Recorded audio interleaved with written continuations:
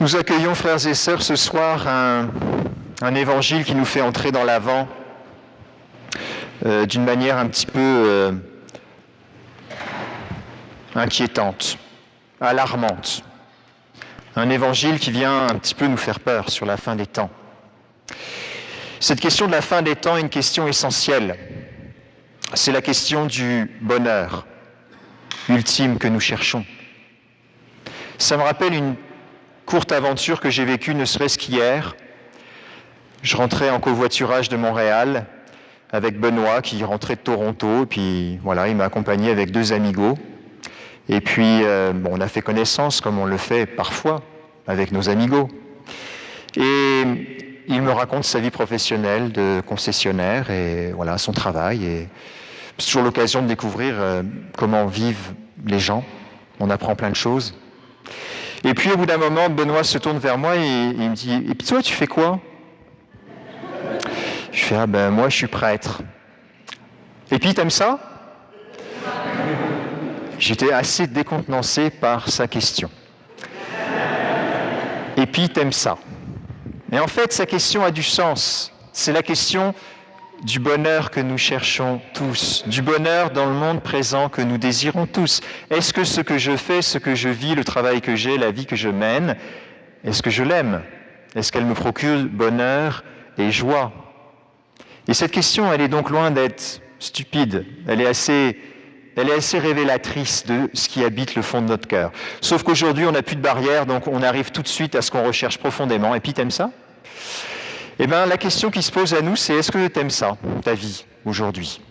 Est-ce que le bonheur auquel tu aspires, tu le trouves aujourd'hui ? Les textes de l'Écriture qui nous sont offerts ce dimanche, et vous avez vu qu'on a changé la deuxième lecture, on a pris la première lettre de Pierre, je vous reviendrai dessus juste après, c'est un choix que nous faisons. Dans cette lettre de Pierre, Pierre nous dit « Exultez de joie ». Même s'il faut que vous soyez affligés pour un peu de temps encore, par toutes sortes d'épreuves. Exultez de joie. Nous sommes invités à être dans la joie. Maintenant, ici et maintenant. Notre difficulté dans le monde dans lequel nous vivons, c'est pas nouveau, mais c'est peut-être un peu plus difficile aujourd'hui encore, c'est qu'on a l'impression qu'on sera heureux quand on aura ce qu'on n'a pas encore. Donc on met comme le bonheur dans l'acquisition de ce qui viendra plus tard, après, ou la satisfaction du désir que l'on a aujourd'hui. C'est très fort, la société de consommation fonctionne avec ça. Elle te donne un produit, elle t'en vend un, t'en rachètes un autre, t'en as encore un autre. Ça fait tourner le business. Et en fait, c'est le bonheur qu'on cherche. C'est pas le dernier iPhone ou la dernière application ou je sais pas quoi, le dernier voyage. C'est le bonheur que nous cherchons. Mais il y a un lieu où nous pouvons trouver ce bonheur que Jésus nous propose. Et on l'a entendu dans la première lecture au prophète Jérémie. Il parlait à Israël, à la maison d'Israël. « Voici venir des jours où j'accomplirai la parole de bonheur que j'ai adressée à la maison d'Israël. Voici venir des jours. » Le temps de l'Avent, c'est précisément l'arrivée de ce jour où Dieu accomplit la parole de bonheur qu'il nous a adressée. Arrêtons de chercher le bonheur ailleurs. Il est ici et maintenant, dans sa parole.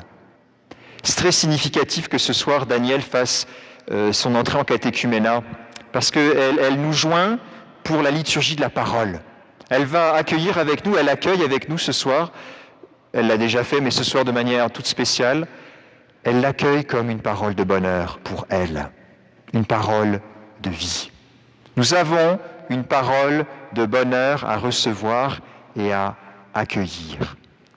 Et pendant ce temps de l'Avent, on va faire comme les autres années, on va reprendre notre petit livre rouge, le nôtre.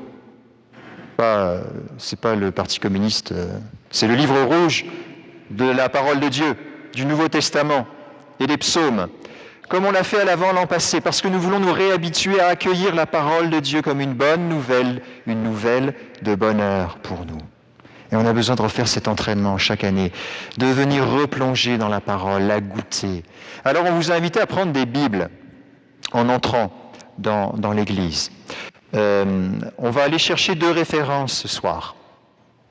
Puis on va vous inviter pendant le temps de l'Avent à faire une Lectio Divina, tous ensemble.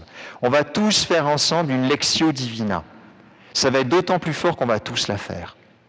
Ça veut dire qu'on va être invité à lire 2 chapitres de la première lettre de Pierre, jour après jour, quelques versets après quelques versets, et nous laisser toucher par la douceur, nous laisser goûter ce goût qu'a la parole, un mot, une expression, une attitude qui nous rejoint.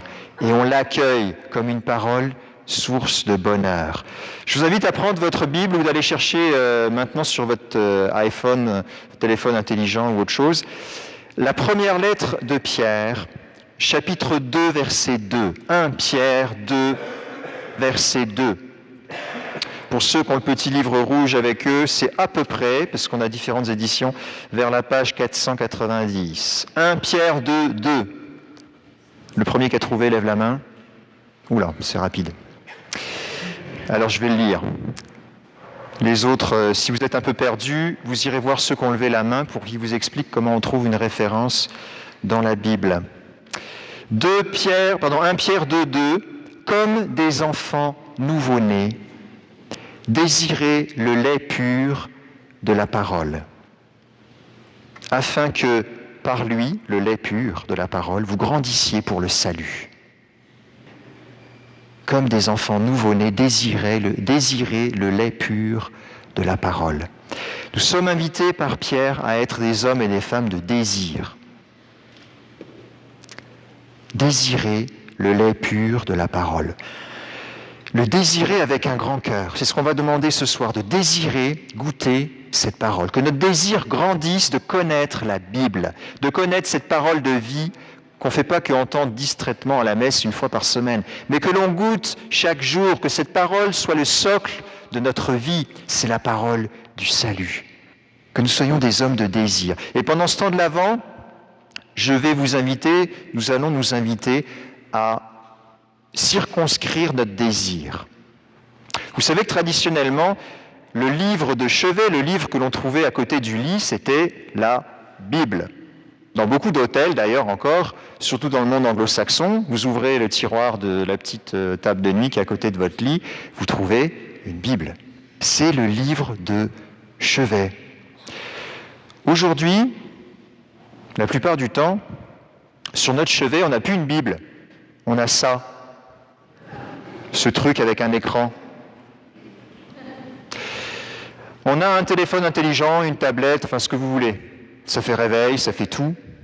Sauf que ce truc-là, vous le savez comme moi, ça n'aide pas à maîtriser son désir. Le propre de ces objets interactifs, c'est de vous faire visiter un monde qui n'existe pas et qui ne fait qu'accroître un désir, voire à l'éclater ce désir dans tous les sens, vers l'amplifier, à des démesures, à désirer des choses même qui sont, et on le sait, pas moralement correctes.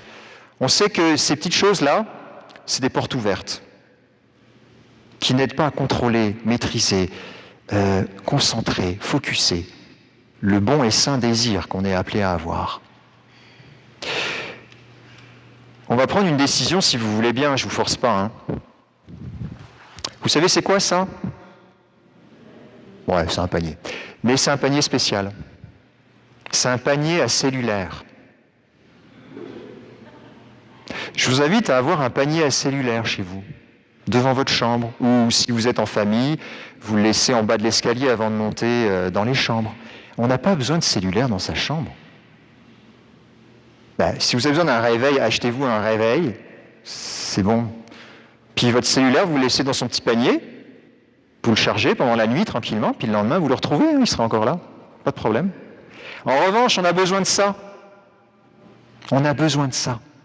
La parole de Dieu, comme des petits-enfants, des nouveau-nés, désirons le lait pur de la parole.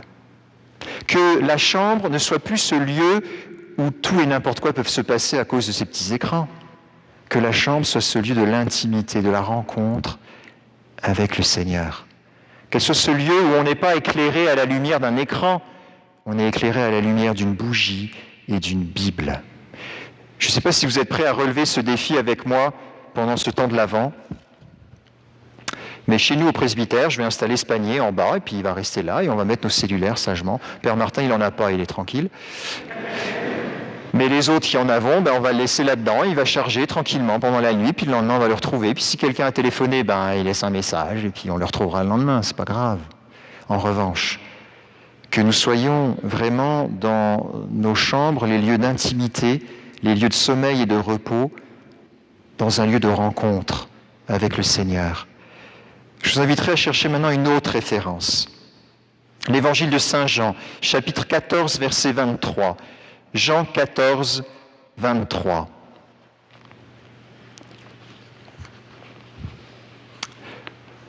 Jean 14, 23. Je vous invite à le chercher parce que ce n'est pas pareil de l'entendre que de le lire et de le chercher par soi-même. Quand on le cherche, on est en quête. On est un homme et une femme de désir qui veut trouver quelque chose. Jean 14, 23. Celui qui m'aime, Jésus répond, « Si quelqu'un m'aime, il observera ma parole, il gardera ma parole. Et mon Père l'aimera, et nous viendrons à lui, et nous établirons chez lui notre demeure. » Si quelqu'un m'aime, il gardera ma parole. Mon Père l'aimera, nous viendrons à lui, nous établirons chez lui notre demeure. Frères et sœurs, je nous souhaite ça pendant ce temps de l'Avent, que nous goûtions à Dieu qui vient demeurer dans nos cœurs, que cette rencontre avec sa parole soit l'occasion pour Dieu de venir demeurer dans nos vies. Il veut nous rencontrer. Il veut que nous fassions de notre cœur cette crèche qui va accueillir le Sauveur. Dans quelques semaines, on est presque rendu déjà. On a à peine 3 semaines pour faire cet exercice, c'est pas long. Seigneur, nous te demandons cette grâce. Tu nous as dit que par le don de ton Esprit Saint, tu nous donnerais de nous souvenir de toutes les paroles que tu nous as dites. Te demandons d'être renouvelés par le don de ton Esprit au début de ce temps de l'Avent, pour que nous goûtions à la puissance de ta parole. Cette parole de bonheur et de vie que tu veux nous donner, dont tu veux que nous nous nourrissions chaque jour, maintenant, pour trouver le bonheur maintenant. Malgré les conflits, les difficultés et les choses difficiles qu'on peut vivre, Seigneur, tu nous dis que ta parole est source de vie, est source de bonheur, et tu nous l'as promise. Merci Seigneur pour le don de cette parole. Donne-nous de cheminer avec ta parole au long de ce temps de l'Avent. Amen.